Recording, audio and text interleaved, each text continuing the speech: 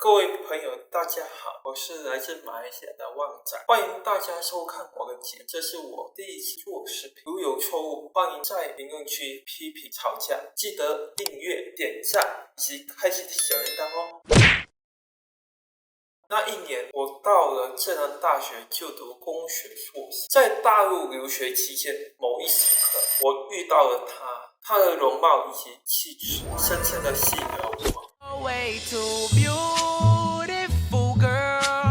我厚着脸皮去和她搭讪，结果我竟然成功了。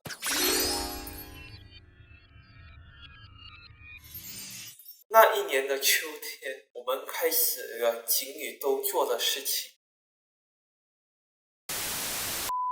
一起约会，一起旅游。2020年1月15日回马来西亚过农历新年，并计划于2020年2月19日就回到大陆。如果没意外的话，应该是会在大陆打工及结婚。2019年末的武汉，李文亮医生于2019年12月30日在自己微信群与同行交流，认为出现类似严重急性呼吸道综合症 SARS 的案例，直到2020年1月23日武汉封城。此时的我以为新型冠状病毒 COVID-19 很快就会被消灭，当时全世界的人都为武汉加油，全世界各国的华侨华人都在当地购买了许多医疗资源、医疗物资，如口罩、消毒液等。2019年2月上旬，各国的医疗物资已经非常短缺，但就算是在这种情况，我们家还是想办法在马来西亚的市场上购买了22盒每盒50片的医用口罩，其中2盒邮寄给在上海的小省，以解燃眉之急，剩下的都捐给了浙江大学附属医院，因为我们相信救人一命胜造7级浮屠。作为一个人，不要总是想着利益，要有人文关怀，世界才会更美好。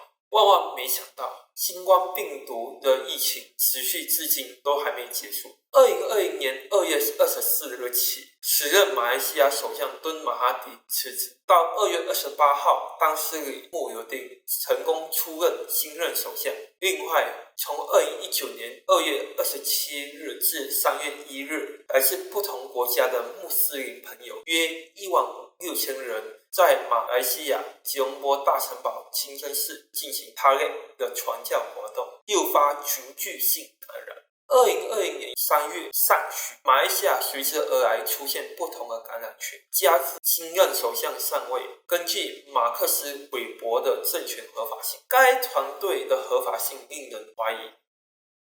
而由于新政府的换选，职能单位的总负责人，也就是我们的内阁重组，就像古代军队中临阵换帅，造成各职能部门在疫情面前只能单打独斗，无法形成一个有效的合力对抗疫情的爆发。根据 Numbeo 的数据可以发现，截至2019年世界医疗资源指数，马来西亚在全世界195个国家中位列34名。此时虽然临阵换了马来西亚卫生部长Han Baba. Kita minum air ni. Okey. Air. Air masak Jangan minum air tidak masak. Air masak. Okey. Kalau boleh disuam sikit. Kerana virus dia tak suka panas. Jangan panas sangatlah. Boleh minum sampai minum. Okey.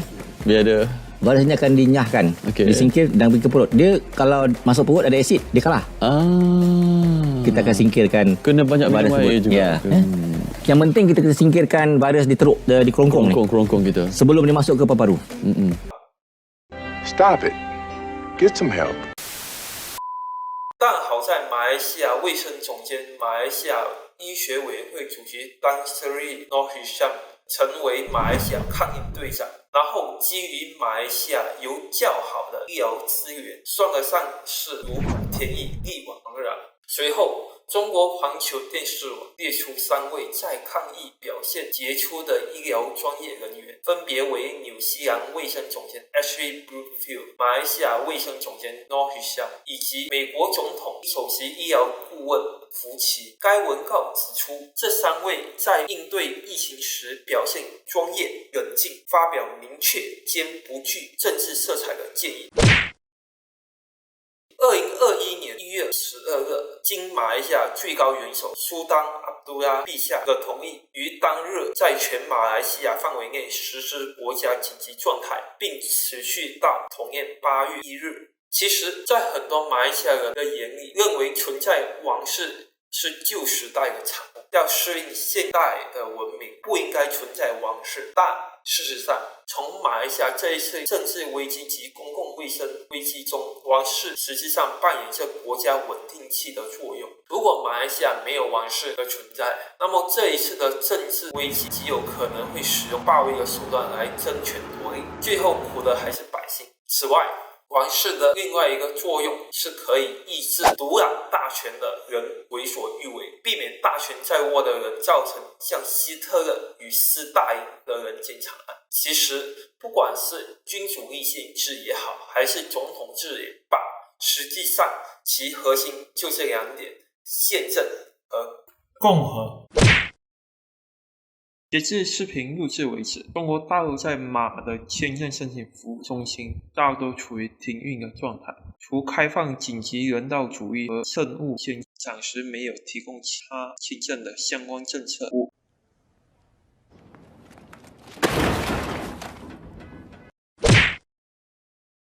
在疫情期间，如果没有特殊情况，我们每天晚上都会互相视频。慢慢的，在求同存异的基础上，我们逐渐将心交给了对方。多沟通的情况下，对彼此越来越了解，越来越信任对方，并且这样一来，我们减少了互相猜忌所造成的不必要的后果。此外，我们还互相给对方任务，让双方都有参与感。比如说，我写的中文文章中存在许多语病及文字不通，这时就拜托他帮我审稿，我这边则利用我熟悉 MATLAB 编程的方式为他修图、做算法等。另外，我在家则勤于练习家务，为将来同居后包揽所有家务活，包括扫地、拖地、洗碗及洗衣服。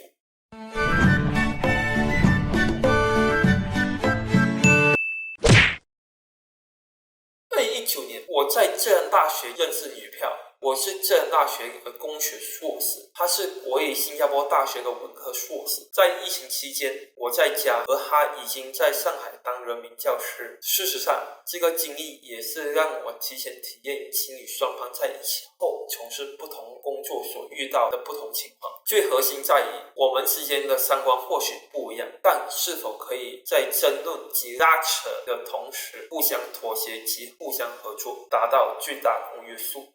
就算无法回学校从事科研，但科研活动也不落下。在小仙女默默的支持下，截至目前为止，已录用或发表5篇中文 EI 期刊、3篇中文核心期刊。专利方面，已授权1篇中国大陆发明专利，5篇中国大陆实用性专利。另外，已提交1篇美国 Utility 专利，2年内可以知道结果。3年时光，说长不长，说短不短，长到足以让我了解最真实的中国大陆，短到让我觉得蓦然回首，都还没来得及与朋友把酒言欢。